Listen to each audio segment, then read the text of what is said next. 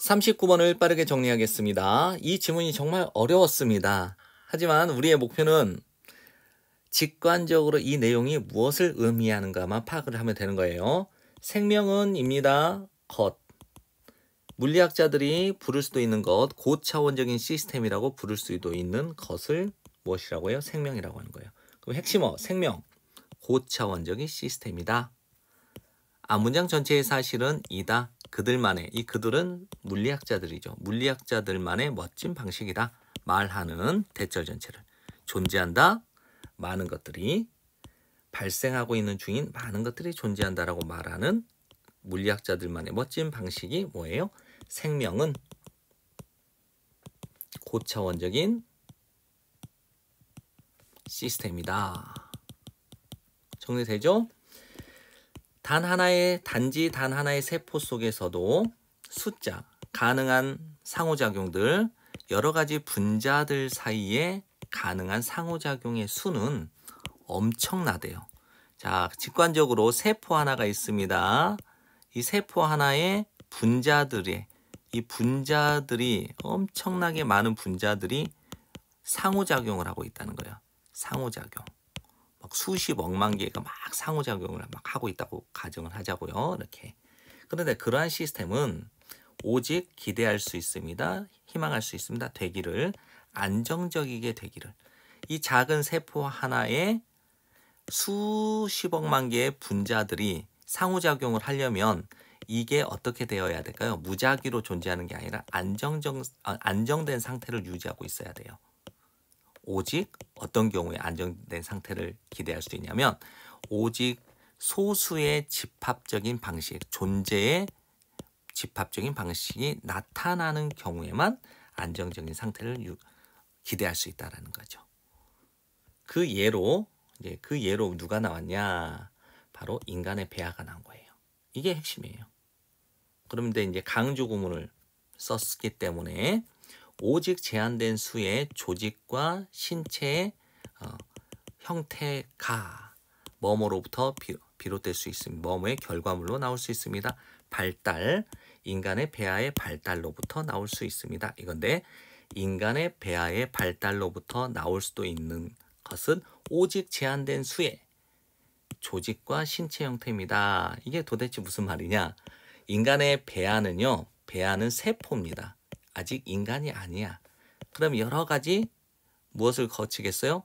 세포 분열을 거치겠죠? 세포 분열을 이렇게 거쳐서 무엇이 되냐? 인간의 형태를 유지하는 거예요. 근데 인간이 어떤 사람은 머리가 2개, 어떤 사람은 머리가 3개, 어떤 사람은 4개, 5개 막 이렇게 무작위로 나오는 게 아니라 인간은 머리 1개, 그 다음에 팔 2개, 발 2개 이런 형태를 유지해서 나온다는 거예요. 됐나요? 여기까지 이해되죠?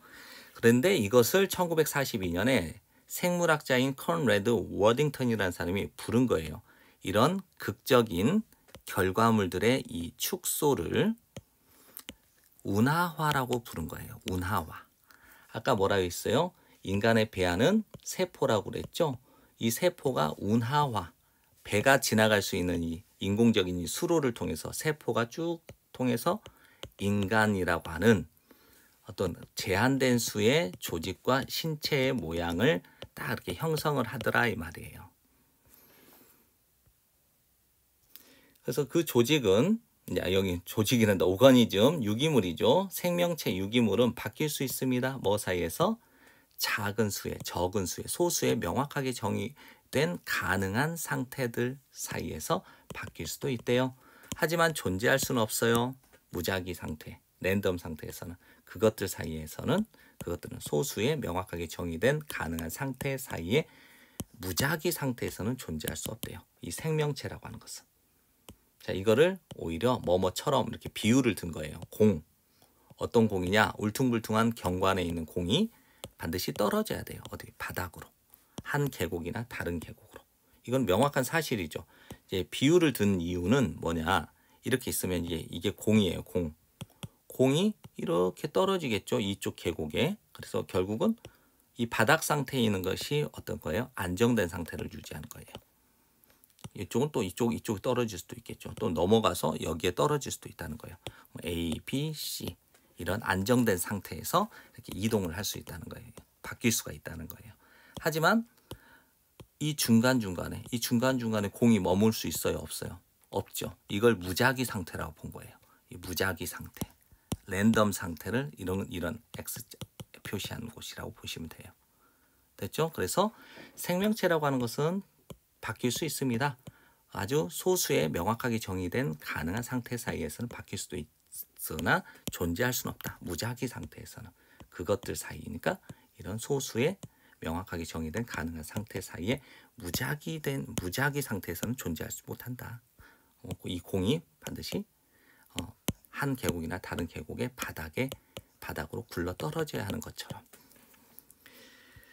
우리는 이제 알게 될 겁니다. 대절 전체의 사실을. 이 사실이 우리가 이제 이때까지 언급했던 이 사실이 적용될 것이다. 똑같이 건강과 질병에도.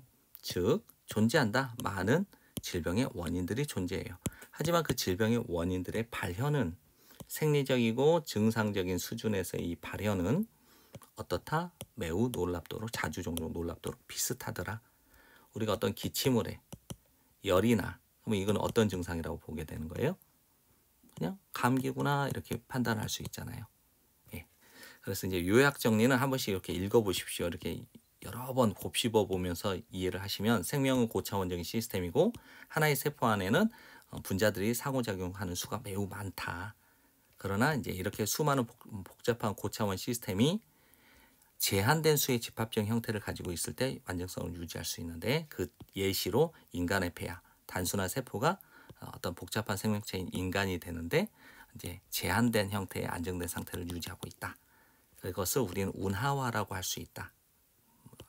운하화는 생명체가 특정 발달 경로를 따르는 현상을 말하는데 이렇게 운하화라고 말할 수 있는데 이렇게 결국 유기체는 적은 수의 명확하게 정의된 이 안정된 상태에서만 이동할 수 있다. 근데 이제 결국 이 전체적인 내용이 건강과 질병에도 똑같이 적용되더라. 이 내용이에요.